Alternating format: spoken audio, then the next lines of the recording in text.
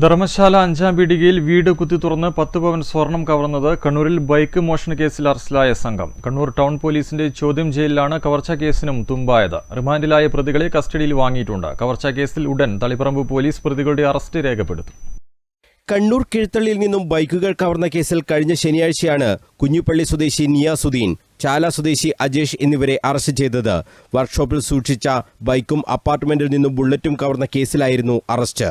പിടിക്കപ്പെടുമ്പോൾ പ്രതിയുടെ കയ്യിൽ നിന്നും സ്വർണ്ണാഭരണവും കണ്ടെത്തിയിരുന്നു.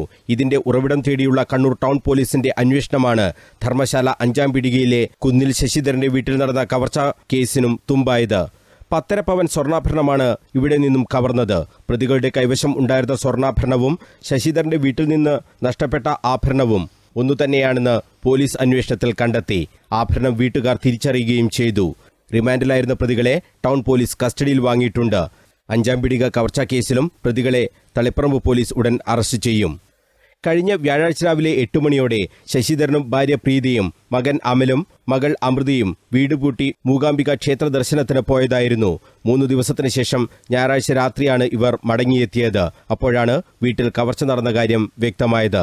ടെറസിലെ വാതിലിന്റെ പൂട്ടുപൊളിച്ചാണ് പ്രതികൾ അകത്ത് കയറിയത്. അലമാരിയിൽ സൂക്ഷിച്ച ആഭരണങ്ങളും പൂജാമുറിയിലെ ഭണ്ഡാരത്തിലെ പണവുമാണ് നഷ്ടപ്പെട്ടിരുന്നത്. ശശിധരന്റെ പരാതിയിൽ തളിപ്പറമ്പ് പോലീസ് കേസെടുത്ത് അന്വേഷണം നടത്തിവരികയായിരുന്നു.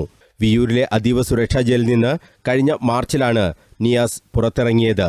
നിരവധി കേസിൽ പ്രതിയായ അജേഷ് 9 മാസം മുമ്പാണ് ജയിലിൽ നിന്നും ഇറങ്ങിയത്. ശശിധരന്റെ വീട്ടിൽ നിന്ന് നഷ്ടപ്പെട്ട 5 പവന്റെ സ്വർണ്ണമാലയും 3 പവന്റെ വളയുമാണ് ഇവരിൽ നിന്നും പിടികൂടിയിട്ടുള്ളതെന്ന് അന്വേഷണത്തിൽ വ്യക്തമായി. ശേഷിച്ച 3 പവനോളം സ്വർണ്ണാഭരണം വെള്ളിയാഴ്ച കണ്ണൂരിലെ ഒരു ജ്വല്ലറിയിൽ വിൽപ്പന നടത്തിയതായും അന്വേഷണ സംഘത്തിന് വിവരം ലഭിച്ചിരുന്നു.